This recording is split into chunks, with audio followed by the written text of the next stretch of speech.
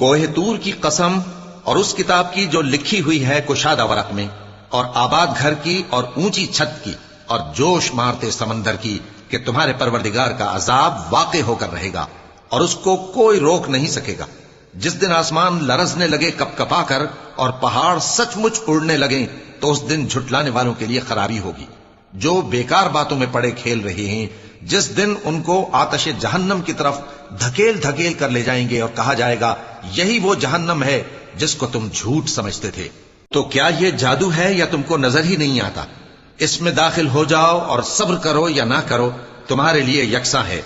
جو کام تم کیا کرتے تھے یہ انہی کا تم کو بدلہ مل رہا ہے۔ جو پرہیزگار ہیں وہ باغوں اور نعمتوں میں ہوں گے، جو کچھ ان کے پروردگار نے ان کو بخشا اس کی وجہ سے وہ خوشحال ہوں گے، اور ان کے پروردگار نے ان کو دوزخ کے عذاب سے بچا لیا۔ کہا جائے گا کہ اپنے اعمال کے صلے میں مزے سے کھاؤ اور پیو۔